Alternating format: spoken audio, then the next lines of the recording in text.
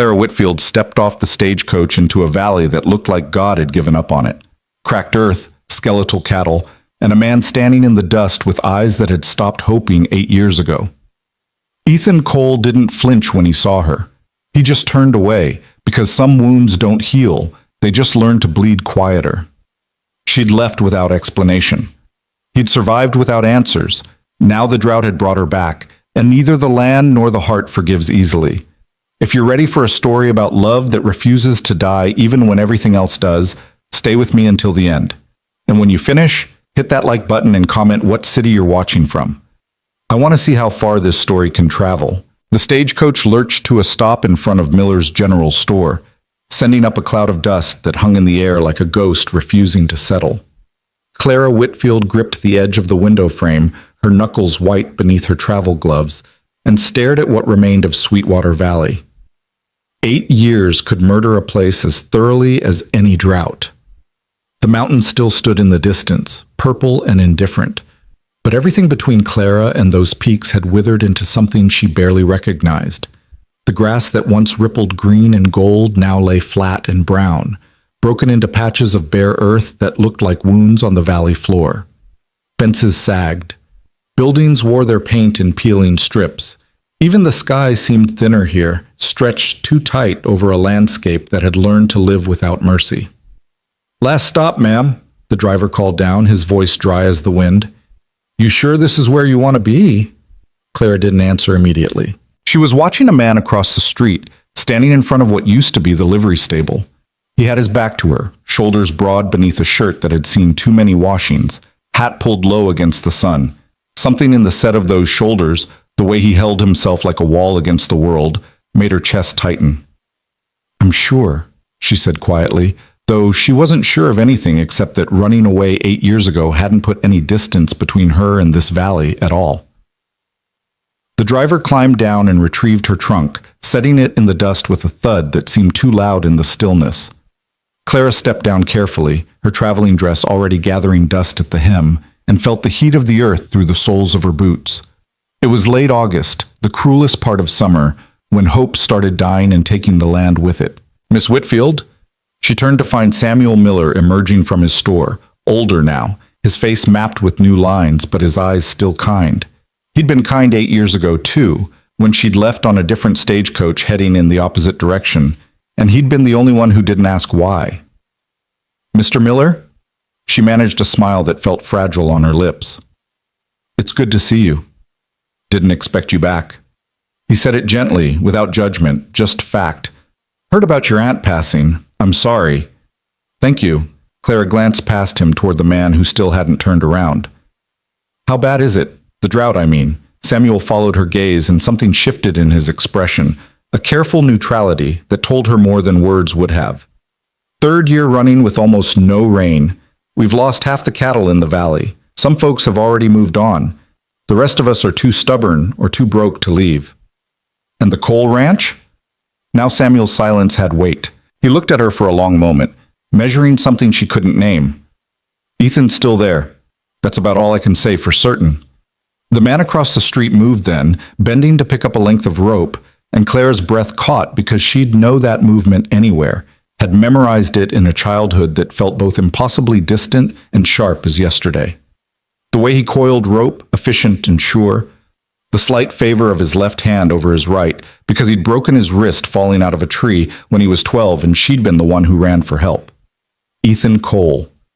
The boy who taught her to ride, to fish, to read the weather and the color of the morning sky. The young man who'd looked at her the night before she left like she was the only thing in the world worth seeing, and she'd been too afraid to let him say whatever words were building behind his eyes. "I need to see my aunt's property," Clara said, her voice steadier than she felt. "The lawyer's letter said it borders the coal ranch." "It does?" Samuel hesitated. "Clara, you should know. Things are different now. Ethan's different. We're all different," she said quietly. 8 years is a long time." "It is." Samuel picked up her trunk like it weighed nothing, though she knew it didn't. "But some things don't change just because time passes. Some things just get buried deeper." He carried her trunk toward a wagon hitched in front of the store, and Clara followed, every step taking her closer to the man who still hadn't looked her way.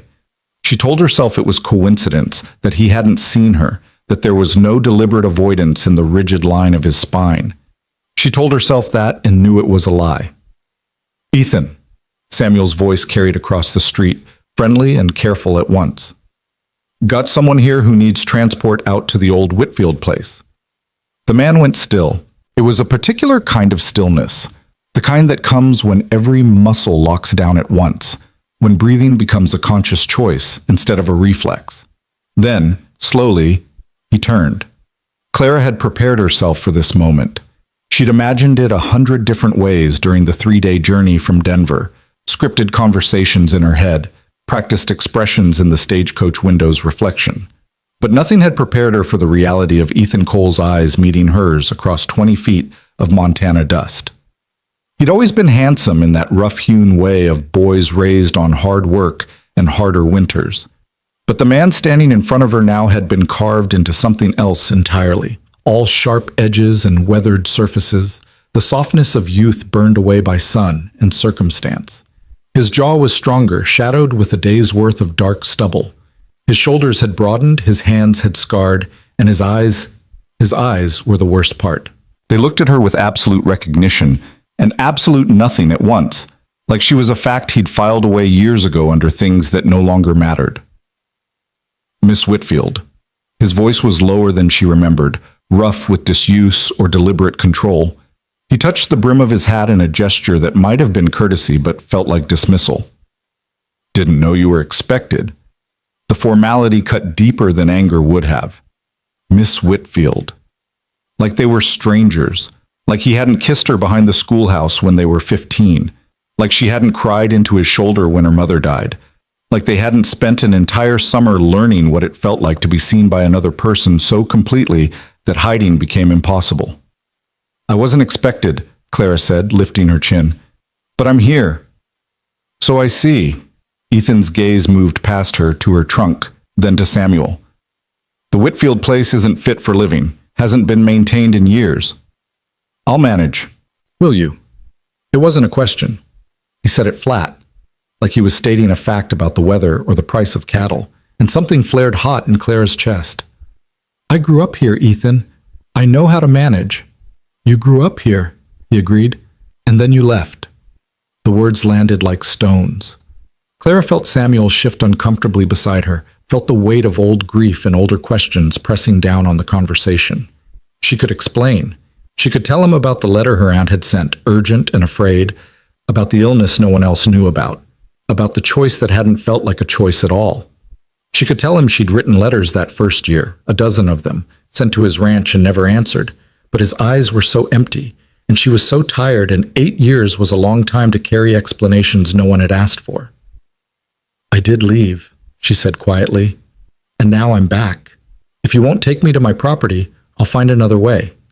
Ethan looked at her for a long moment, something moving behind the careful nothing in his expression, a shadow, quick and buried.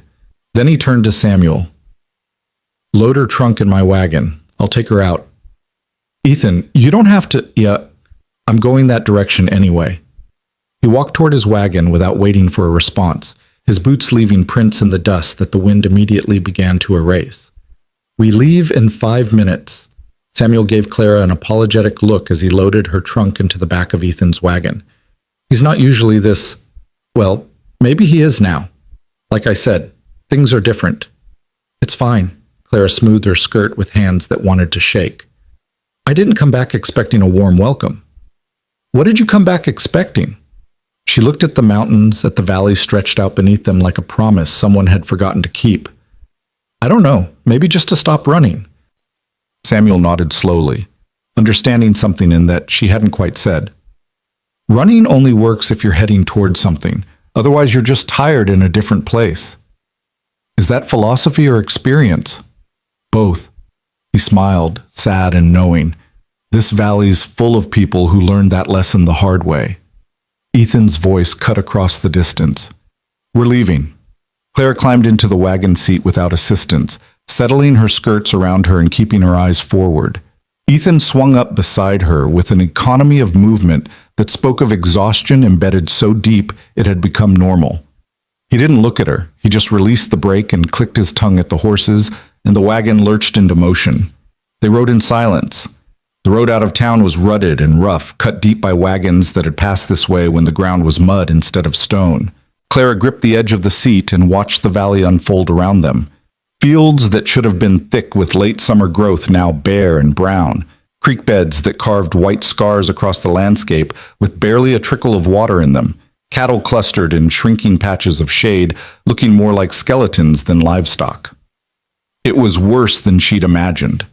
Worse than the lawyer's dry recitation of property conditions and water rights disputes. This wasn't just drought. This was a slow death, the kind that gave you time to watch everything you loved wither before your eyes.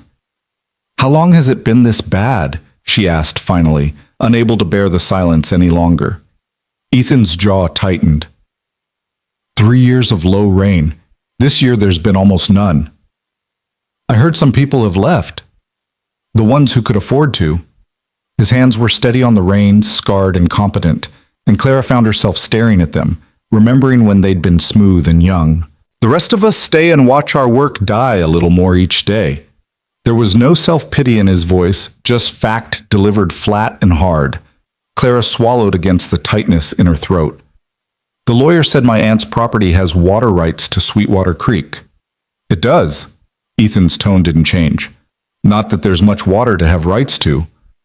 But there's some. Now he did look at her, quick and sharp, and she saw something flicker in his eyes that might have been surprise or might have been suspicion. Some. Why? You planning to sell those rights? No. Clara met his gaze and held it. I'm planning to use them. For what? The house isn't livable, the barn's half collapsed, and the land hasn't been worked in 8 years. What exactly are you planning to use water for? Whatever it takes to make it work again. Ethan's laugh was short and bitter, nothing like the sound she remembered from when they were young and laughter came easy. You've been gone a long time, Clara. Things don't just work because you want them to. Not here. Not anymore. I know that. Do you? He turned back to the road, his profile hard against the pale sky. Because it seems to me like you showed up with a trunk full of city clothes and ideas about fixing something you don't understand anymore. This valley isn't a project you can solve by wanting it badly enough. The words stung because they weren't entirely wrong. Clara had been in Denver for 8 years, working as a teacher, living in a boarding house with indoor plumbing and regular meals, insulated from the kind of bone-deep struggle that was written in every line of Ethan's face. But she'd also spent every one of those years feeling like she'd left part of herself behind, like she'd amputated something essential and learned to walk with the limp. You're right, she said quietly. I don't understand everything that's happened here, but I understand what it feels like to watch something die and do nothing. I understand what it costs to walk away. Ethan's hands tightened on the reins, his knuckles going white. For a moment she thought he might respond, might crack open whatever he was holding so carefully locked down. Instead, he just clicked at the horses, urging them faster, and the moment passed like water through her fingers. They turned off the main road onto a narrower track that Clara remembered from childhood, though it was rougher now, overgrown and neglected. Her aunt's property stretched along the eastern edge of Sweetwater Creek, a quarter section of land that had once supported a small herd and a kitchen garden that fed the old woman through winters that could kill the unprepared.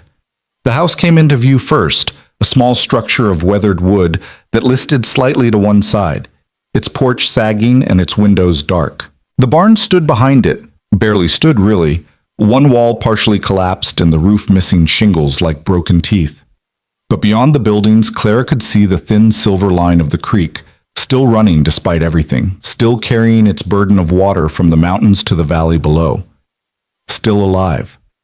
Ethan pulled the wagon to a stop in front of the house and sat for a moment, looking at the wreckage of Clara's inheritance.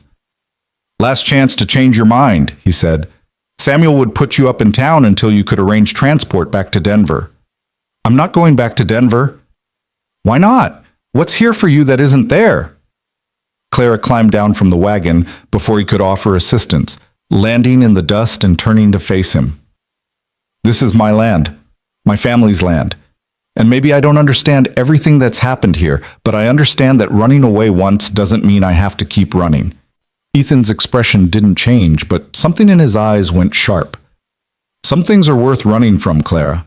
Sometimes leaving is the smart choice. Is that what you tell yourself? That I made the smart choice? The question hung between them like smoke. Ethan's jaw worked, muscles tensing beneath the stubble, and for a heartbeat, Clara thought he might finally say something real, something that acknowledged the history neither of them was naming. Instead, he climbed down from the wagon, lifted her trunk like it weighed nothing, and carried it to the sagging porch. Doors likely swollen shut. Windows will need checking for breaks, and you'll want to inspect the roof before the first rain comes, assuming rain ever comes again. He was all business now, deliberately practical, giving her the same information he'd give any stranger. Clara followed him up the steps, feeling them creak ominously beneath her weight. Ethan, water pumps around back. He set the trunk down and turned away, not meeting her eyes. Creek water's safer, but the pump should work if you prime it properly. You'll need firewood before dark. There's an axe in the barn if it hasn't been stolen. Ethan, please. I've got cattle to check on.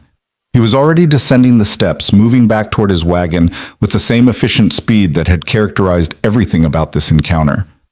Lock your doors at night. Drifters sometimes use abandoned buildings. I'm not asking you to forgive me, Clara said, the words tumbling out before she could stop them. I'm not asking you for anything except to acknowledge that we knew each other once, that we mattered to each other. Ethan stopped. He stood with his back to her for a long moment, his shoulders rigid, his hands curled into fists at his sides. When he spoke, his voice was so quiet she almost didn't hear it. We did know each other. Once.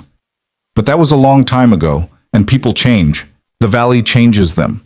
Loss changes them. He looked back at her then, and his eyes were so bleak she felt her breath catch.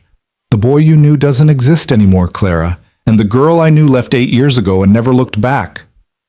I did look back, she whispered, every day. But you didn't come back, and that's what matters. He climbed into his wagon and released the brake, and Clara stood on the broken porch of her aunt's house and watched him drive away, his figure growing smaller against the vast brown emptiness of the valley until he was just a shape, then a shadow, then nothing at all. The wind picked up, hot and dry, carrying dust and the faint smell of sage. Clara turned to face the house, the broken windows and sagging door, the years of neglect and weather damage.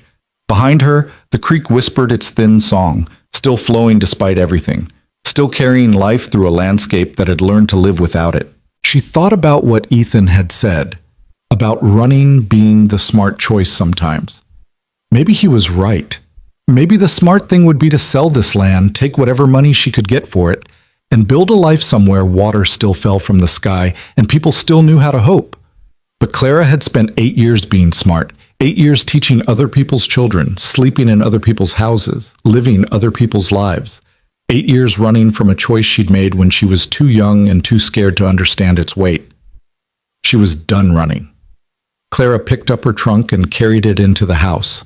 The door stuck like Ethan said it would, swollen with years of moisture and heat, but she put her shoulder into it and it gave with a groan. Inside, the air was stale and thick with dust, but the bones of the structure were sound. Her aunt had built well, even if she hadn't lived long enough to maintain it. The single room was small but organized. A bed frame in one corner, a table and 2 chairs near the cold stove, shelves built into the walls. Clara's boots left prints in the dust on the floor as she crossed to the window and forced it open, letting fresh air stream in along with the last slanting light of afternoon. She could do this. She could make this work. She had 2 hands, a stubborn heart, and a determination forged in 8 years of surviving in places that never felt like home. She'd learned to be practical in Denver, learned to budget and plan and solve problems without asking for help. She could apply those skills here. The rational part of her brain, the part that had been trained in city practicality, started making lists. Repair the roof, clean the house, assess the barn, check the water system, inventory resources.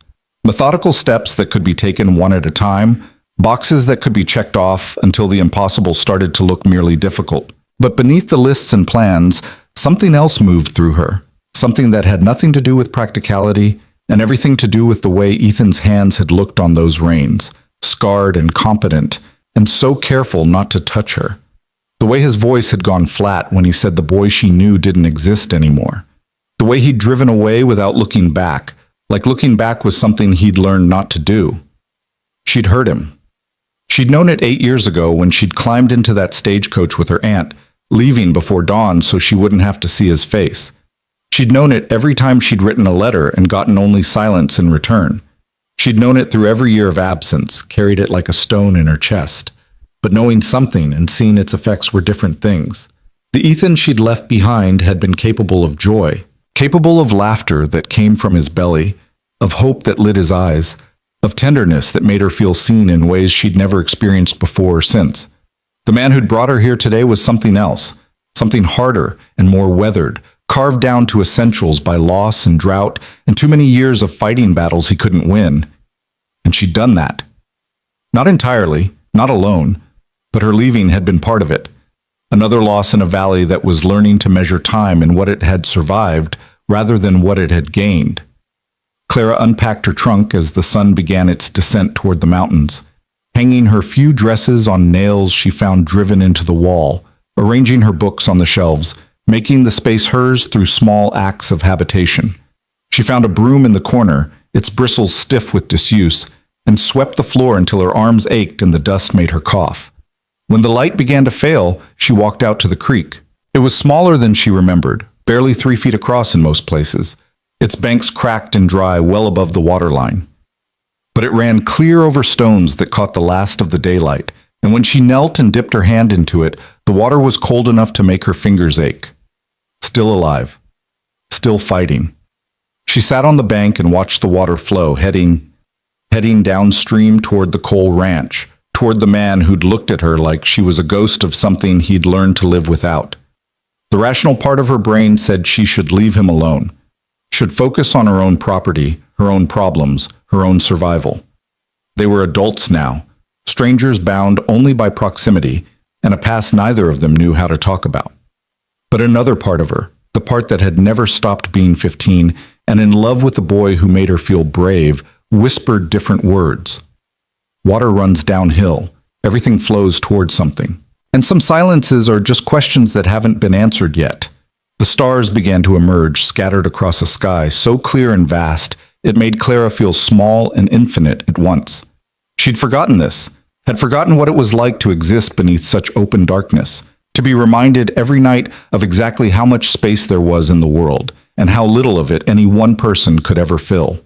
She sat by the creek until full dark, listening to its voice, and when she finally stood and walked back to the house, her legs stiff and her dress damp with evening dew, she felt something inside her shift and settle. Not peace, exactly. Not certainty, but a kind of recognition, like a key finding its lock after years of searching. She was home, and home was broken and bleeding and desperately fighting to survive. But it was still home, and somewhere downstream, past failing fences and drought-killed fields, a man who'd learned to stop hoping was probably sitting under these same stars, telling himself that some things were better left buried. Clara lit a lamp and set it in the window, a small defiance against the dark. Tomorrow she'd start the real work, assessing damage, making repairs, figuring out how to survive in a place that had forgotten how to be gentle. Tomorrow she'd face all the practical realities she'd been avoiding. But tonight, she let herself remember. Let herself feel the weight of 8 years and the hope of whatever came next. Let herself acknowledge that she'd come back for the land, yes, but also for something else. Someone else. Someone who'd looked at her today with eyes that had learned to live without joy. The lamp flame flickered in its glass chimney, steady and small and refusing to go out. Outside, the wind picked up, carrying the smell of dust and sage and the faint promise of water from the creek that wouldn't surrender. Clara lay down on her aunt's bed, still fully dressed, too tired to do more than remove her boots. Through the window, she could see stars, more stars than she'd seen in 8 years of city living, scattered across the darkness like promises someone had forgotten to keep. She thought about Ethan's hands on the reins, about the way he'd said her name like a fact instead of a feeling, about the boy who'd taught her to fish and the man who'd learned to survive without dreaming. And somewhere between exhaustion and determination, between regret and hope, Clara closed her eyes and let the valley's silence hold her. Tomorrow, the real work would begin. Tomorrow, she'd start learning how to stay. The sun came up mean and bright, flooding through the window Clara had forgotten to cover and hitting her square in the face like an accusation. She woke disoriented, her body aching from the thin mattress and the journey, and something deeper that felt like the weight of every decision she'd ever made pressing down on her chest. For a moment, she didn't remember where she was. Then the smell hit her, dust and old wood, and the particular emptiness of a house that had been waiting too long for someone to come home. Montana.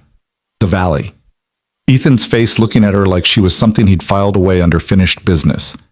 Clara sat up, pushed her hair back from her face, and made herself move before the enormity of what she'd done could paralyze her. The morning air was already warm, promising another day of heat that would bake the moisture out of everything it touched. She changed into her oldest dress, something practical she'd kept from before Denver, before teaching, before she'd learned to present herself as someone respectable and contained. The water pump out back fought her, just like Ethan said it would. She primed it twice before it gave up anything, and what came out ran rust-colored for a full minute before clearing.